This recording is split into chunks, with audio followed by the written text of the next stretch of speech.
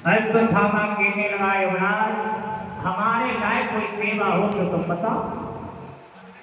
तो युवराज कहने लगे हैं, अश्वत्थामा आज भी रात्रि शेष बची है, इसलिए आप पांचों पांडवों के शीश काटने के हमारे हवाले करो। अश्वत्थामा कहने लगा, जो काम 17-18 दिन में नहीं हो पाए वो भला 4 घंटों में कैसे हो सकते हैं। दुर्योधन को क्रोध आ गया, जवाब दिया, हमारी आज्ञा का उल्लंघन कर रहे हो, आप जाओ। आज वो कुरुपुत्र ब्राह्मण माता बहना हो, चलो। आगे बढ़ा तो क्या देखा, एक वृक्ष में उल्लू कौवे के बच्चे का कत्ल कर रहा था। अश्वत्थामा सोचने लगा, जब पशु पक्षी रात्रि में बदला ले सकते हैं तो हम तो ऑलरेडी मानव हैं, क्यों न जाकर के अपने पिता का बदला है। चला लो, उधर भगवान कन्हैया पांचों पांडवों को लेकर के चले गए थे। मैया द्रौपदी 5 पुत्रों के पास लेती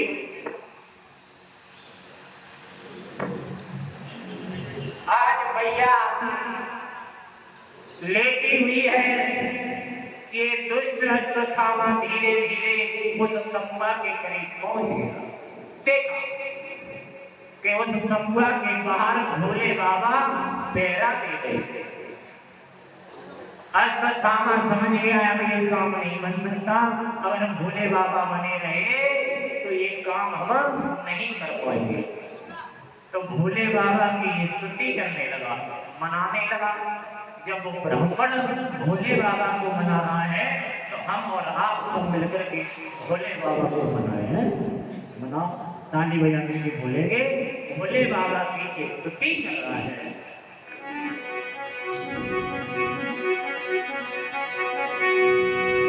का भोला लटधारी और बाबा सुगर नाम दिया।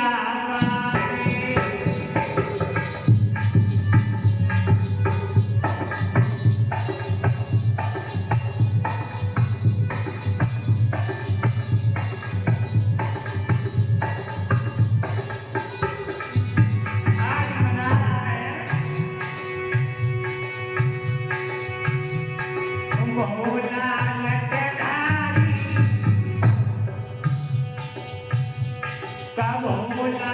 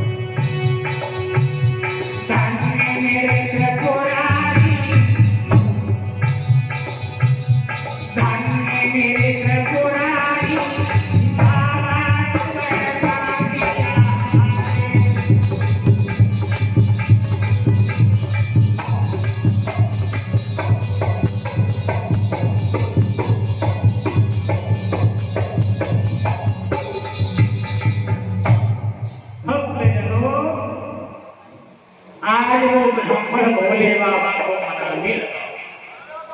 और जब भोले बाबा की स्तुति की तो भोले बाबा प्रसन्न हो गए। छड़े तुष्टा छड़े रुष्टा तुष्टा रुष्टा छड़े छड़े, क्षण में भोले बाबा खुश हो जाए और क्षण में ही भोले बाबा नाराज हो जाए। भोले बाबा कहने लगे भक्त मांग रहे क्या तेरी इच्छा है? तो भक्त खामा कहने लगा भोले बाबा आज रात्रि के लिए अपनी ताकत हमें दे दो तो इस तंबुआ से आप चले जाओ। भोले बाबा ने एवं वस्तु कह दिया। लोगों भोले बाबा चले गए, लेकिन इस नीच ने देखा मैया द्रौपदी 5 पुत्रों के पास लेटी है। ये समझ नहीं पाया ये द्रौपदी के पुत्र हैं या कुंती के पुत्र हैं। इसने धनुष में बाण रखा लोगों और ऐसा बाण चलाया कि 5 बेटाओं के धड़ से शीश अलग कर दिए। बेटाओं के शीश एक दुशाला में बांध करके चला है, पहुंचा है जहां दुर्योधन से सक रहा था। दुर्योधन के हाथ में 5 बेटाओं के शीश रख दिए। दुर्योधन कहने लगा अश्वत्थामा मुझे उस नीच का शीश ला करके दे जिसने मेरी जन्मा को तोड़ा है। तो भीम का पुत्र था श्रोताओ जिसका नाम था सुरतसेन, उसी का शीश ला करके दुर्योधन के हाथ में दे दिया। और दुर्योधन ने हाथ में लेकर जैसे शीश मसला वो चटनी की तरह मिसल। दुर्योधन समझ गया कि ये 5 पांडवा नहीं है, तूने आज मेरे 5 भतीजों का वध कर दिया है। जवाब दिया पांडवों को मारना कोई पृथ्वी के पंख तोड़ना नहीं है। अरे तूने मेरे कुल का दीपक बुझा दिया। और दुर्योधन उन्हीं 5 शीशों पर अपना भरण का लोगो इतना रोया कि रोते रोते उसने प्राणों का अंत कर दिया। उसे वरदान मिला था कि जिस समय सुख और दुख दोनों साथ होंगे उसी समय तेरी मौत होगी। तो सुख तो इस बात का हुआ था कि 5 पांडवों के शीश लाया है। जब देखा तो दुख हुआ, उसी समय दुर्योधन की मौत हो गई। इधर मैया जागी है 4 बजे, सोचती है कि मेरे बेटा 4 बजे जाकर के मेरे पैरों का स्पर्श करते हैं, मेरे लाला कभी नहीं आगे। और जब मैया ने देखा पैरों में खून बह रहा था, लोगों बेटा के शीश दिखाई नहीं दे रहे थे।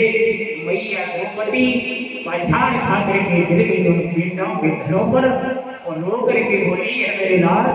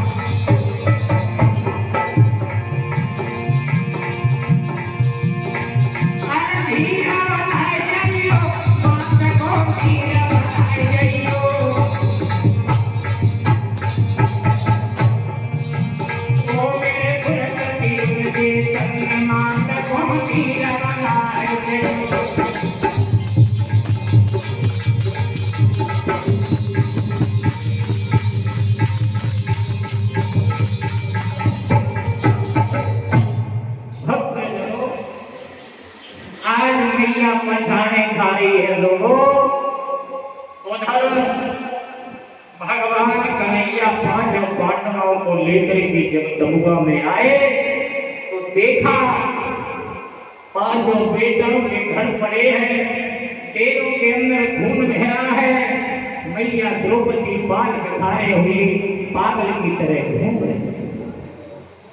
जैसे ही कन्हैया को देखा, द्रौपदी कहने लगी केशव, तुम्हारी लीला में और कोई कसर बाकी रह गई हो तो ये लो तलवार, मार दो मेरे पांच पति।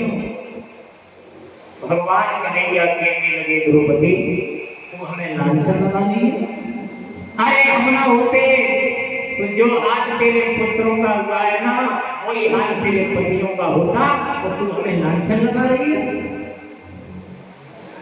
जैसे भीम अर्जुन ने देखा बेटाओं के घरों को, अर्जुन ने संकल्प लिया है कि गौरपुत्र अश्वत्थामा, हम तुझे जिंदा नहीं छोड़ेंगे, तूने हमारे 5 बेटाओं को मार दिया है। आज खोज करके चले तो आगे जाकर के इस ब्राह्मण को पकड़ लिया। भीम ने जाते जाते लातों घोंसों का प्रहार कर दिया। भगवान कहने लगे भीम, जो बेटा 5 मारे गए हैं ना, ये द्रौपदी के पुत्र है। इस नीच को द्रौपदी के सामने ले चलो और द्रौपदी कहे वैसा ऐसे दंड देना। भगवान कन्हैया के कहने से अर्जुन ने उस नीच को रथ से बांध लिया और घसीटते हुए लेकर के चले हैं। ये मालूम पड़ रहा है कोई जबरन कैदी फांसी के लिए जा रहा हो। चले लेकर पहुंचे तमुआ में, जहां मैया द्रौपदी मिल रही थी। लोगों, अर्जुन ने कहा द्रौपदी, पता इसे कौन सा दंड दिया जाए? तो मैया रो करके बोली, नाथ, अगर आपने इस ब्राह्मण को मार दिया तो मेरे 5 बेटा जिंदा नहीं हो सकते। जैसे आज मैं रो रही हूँ पुत्रों के योग में, ऐसे इसकी मैया ब्राह्मणी रोएगी। इस ब्राह्मण के प्राणों की भीख मुझे आंचल में दे दे। देखिए, जिस मैया के 5 बेटा जिस बाती ने मारे हो, वो मैया उसके प्राणों की भीख मांग रही है।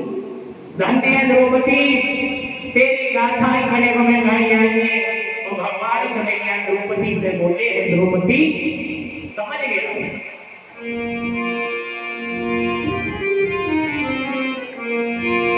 जवाब दिया है। हेलो,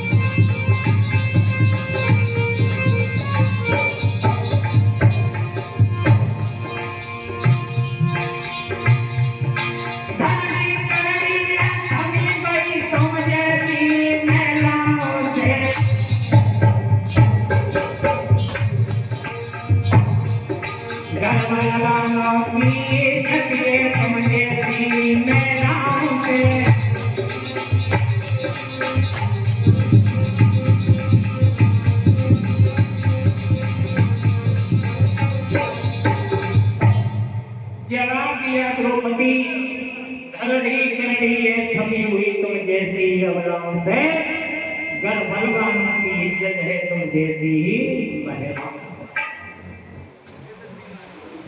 जब ये देखा, अर्जुन कहने लगे द्रौपदी पागल हो रही है। अरे इस नीच ने तेरे 5 बेटा मारे हैं, इसे जिंदा छुड़वा रही है। कहने लगी, नाथ, आज मेरे ऊपर जो दुख है वो इसकी मैया के ऊपर दुख हुआ। अगर आपने इसे मान दिया तो भगवान कन्हैया से अर्जुन ने एक बात कही थी, केशव, हम आपको पूछना चाहते हैं आपसे। वो कहा बोले हैं,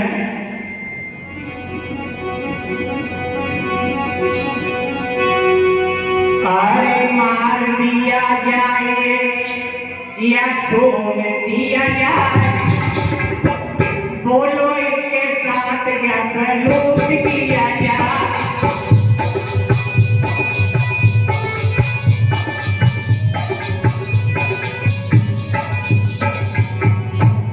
जवाब दिया कि जवाब बताओ।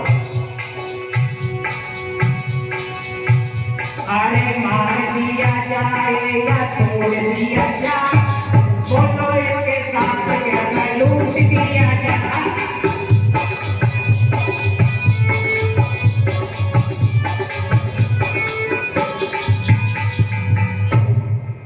भगवान से अर्जुन ने कहा केशव आप बताओ इसे मार दिया जाए या छोड़ दिया जाए।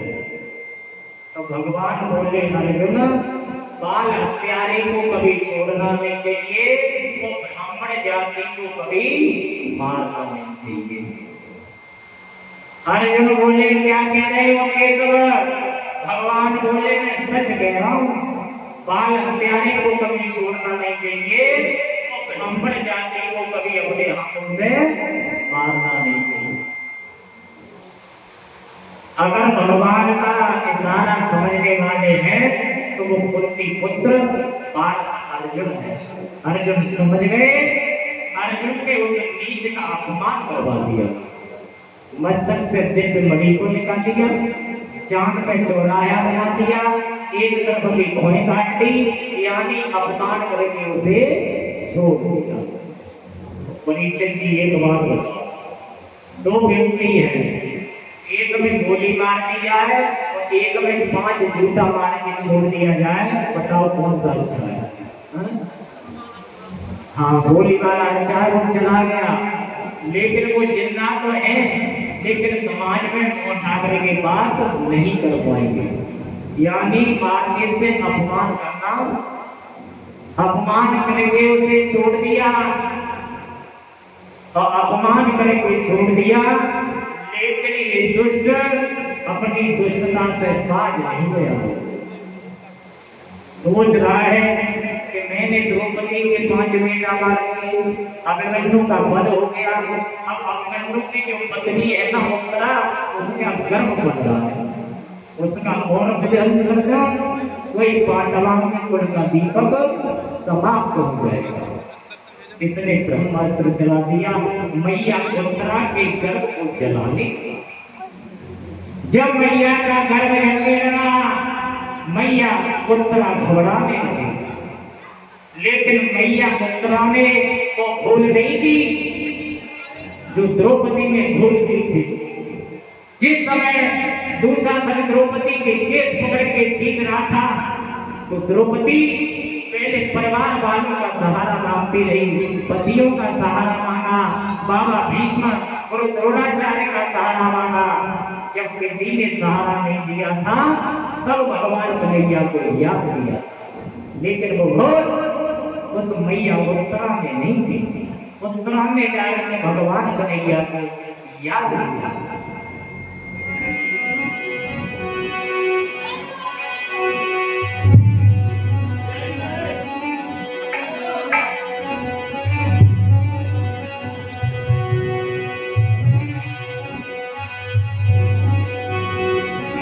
और कहा बोलिए भगवान कन्हैया से,